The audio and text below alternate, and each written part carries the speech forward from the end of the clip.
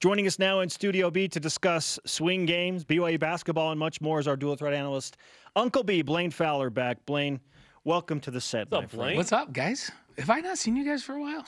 I feel like you were in here 2 weeks ago. Was that okay? Yeah. Yeah. It's been a long 2 weeks. We saw each other at the last home game. It feels like BYU basketball never plays at home, so we never see each other. Yeah, they've been on the road quite a bit. Right? Hey, but they're home this week against St. Mary's, so let's start there.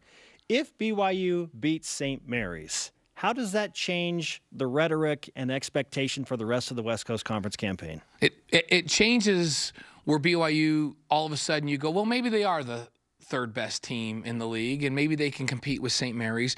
But it strengthens the talk that BYU's horrific on the road, and they're really good at home. And I actually think the latter is more true. They've really struggled on the road, and I think it's a fragile team psychologically. I think they have a very fragile confidence. And then they go on the road. They played those, where they went on the road for an entire month, and I believe they lost some confidence there. And, Yoli's been consistently playing well, and TJ for the most part has, but it's on the road where they really struggle to get stops and play defense, especially down the stretch, where they've struggled. And it's just, it compounds itself when in your own head, you're all up in your own head when you go on the road. So I think that when they come home and they play a bunch of games at home, down the stretch, they get a win against St. Mary's, everybody goes, wow, they really are. That strengthens what I was thinking. They really are good at home. And how in this home run stretch here down through the back half of January and February, do they figure out a way to scratch out a couple of wins on the road? Because if they can beat St. Mary's at home, then you go, well, maybe they can beat San Francisco at home too. And if they can split with those teams and they lose on the road and they win at home, then, are they similar in talent to those teams? Because right now I think everybody's just thinking they're the fourth best team in the league. San Francisco's better. St. Mary's is better.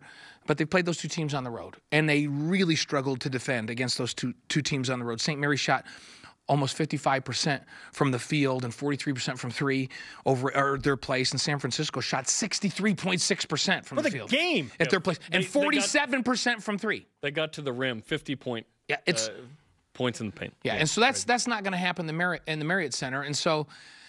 Yeah, I think BYU is a much better team, and it's because they play longer spurts of defense. The crowd energizes them. They find a way to dig down and get some stops down the stretch. They shoot a little better percentage.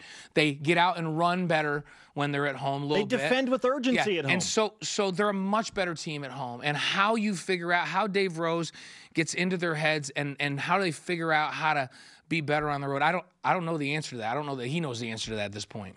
BYU has not finished outside the Ken Pom top 100 in the Dave Rose era. Right now they're 103. What would it take for this team to finish top 100 in your opinion? What would they need to kind of change? They need, so San Francisco, St. Mary's, we were just talking about, they get home wins against those teams and then take care of business against the lower half of the league. Now, the lower half of the league, I feel, is better than they've been in past years. And BYU's won 2 road games against the lower half. BYU's 2-2 on the road in league. Right, and they've been better. So I think that those two teams, St. Mary's coming into here, San Francisco coming into here, make a big difference. And if they can scratch out wins at home and then get the ones they're supposed to on the road, then all of a sudden they stay in that top 100. Yeah, this has been tough. This team was not equipped to go on the road for a month against the talent that they played. And they really struggle. I mean, you look at... So was the schedule too hard, you're saying? Yeah, for this makeup. If you have Mika back and you have Elijah Bryant back and you have... And remember, the last time a team went on the road for that period of time in the Dave Rose era was when you had Jimmer as a senior and Jackson Emery as a senior. They could handle it. Those guys are unflappable. They almost thrived. Hey, let me go into VA Haas and score 50. Let me go up to Utah and score 30 in the first half. Bring it on. Veteran guys with unshakable confidence. And so the makeup of this team where they're trying to figure out things, Nick Emery's trying to figure out and having a struggle of trying to figure out where he fits in this thing. Elijah Bryant was the go-to guy down the stretch last year with the ball in his hands. Who's that guy? I think it's TJ, but they need a third guy that when they pick him up that they kick to that you can go, yeah, that guy's going to knock down a shot every time. And you talk about Jimmer back in those days, but if Jimmer drove at the end of a game and they doubled him and he kicked it to Jackson Emery, there was a really good chance that shot was going down because he was clutch with making big shots. Or Noah. Right? Any of those guys. And so this team was not equipped to go on the road for that long against that good a competition. And I think that road trip got into their heads and they've never really recovered. Blaine Fowler with us on BYU Sports Nation, BYU Basketball. Choking me up right now. You're getting emotional over I am getting that emotional. response, which is really good. Let me gather my emotions. It doesn't matter what emotion. What's the game plan for BYU to handle Jordan Ford and St. Mary's on Thursday night? The key is you've got to come with a mindset that we're going to play defense for a full shot clock, and we're going to have the energy to be able to do it. And then you've got to have enough energy, and part of it's mental energy, to then be able to go down and perform in the offensive end. Because what happens is when you're struggling and you're playing a full shot clock and you don't do that all the time and you're getting that extra energy, now you go down on the offensive end and you don't have the same legs. Those types of teams, San Francisco's the same type of team that runs their stuff really well. So you almost have to dig down and go, you know what? I have to have some extra mental energy here to get down there, still get elevation on my jump shot on the other end, and defend. To me, that's the key. They have got to find a better way to defend. And you know what? When they've been at home, they have been better on the defensive end. They have defended 5 or 6 more seconds, which is huge. They've been able to go down, and then at home, for some reason, they get more transition buckets, which doesn't mean you have to make jump shots with tired legs from defending.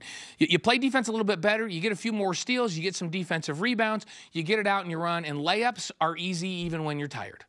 And so that's the key. More transition buckets, better defense, and at home seems to be the formula for that. We're going to see, because this St. Mary's is a really well-coached basketball team that runs their stuff and doesn't... It just seems that's their MO over the years, regardless of who the talent is, that they don't get nervous on the road. They execute down the stretch. BYU needs to match that at home to have a chance. Okay, football question. What's the most important swing game of 2019? So you guys were talking about a bunch of games in the middle. I just feel like home field is important. Utah's always a swing game, whether it's on the road or at home. The rivalry just lends itself to that.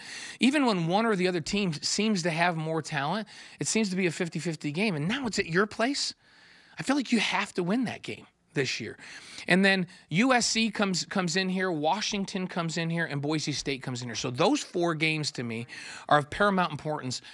I think BYU should get 3 of 4. Wow. That should be the goal, right? So, and why not? So now USC, so you look at those teams. USC, like BYU, was really young last season, and they bring a lot of talent back. That's a tough one. You got to match up, but it's at your place, right? And they have a new offensive coordinator. Boise State, from a talent perspective, should be a 50-50 game every year, whether it's on the road or at home. And so now you got them at home. Well, you got to go get that game. Utah should be a 50-50 game by virtue of the rivalry, and BYU's talent is better than it's been. They'll have a little more depth. They've played a ton of young guys, and all those offensive linemen come back, and receivers and tight ends, and everybody's back. They get a bunch of good defensive players back. That's a game they need to win at home. And then USC, that's a tough one. Washington loses some huge veteran talent off of that team. I think Washington takes a little bit of a step back. Now, they're unbelievably well coached. I respect Chris Peterson as much as any coach in the country. I think he's one of the best 3 coaches in the United States.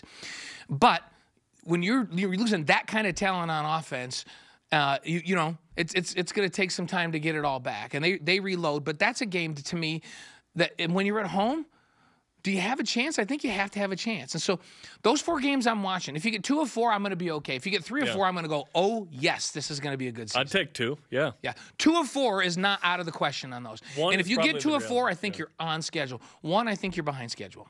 Okay. In the way too early top 25, bringing it. Both Washington and Utah are included in that, and those are 2 of the 3 teams that most Pac-12 experts expect to win the conference, either Oregon, Washington, or Utah. Oregon brings Herbert back at quarterback. That changes the game. And so I put Oregon's my favorite in the North without question. Stanford's young, and they come back. The North is going to be really good again next year.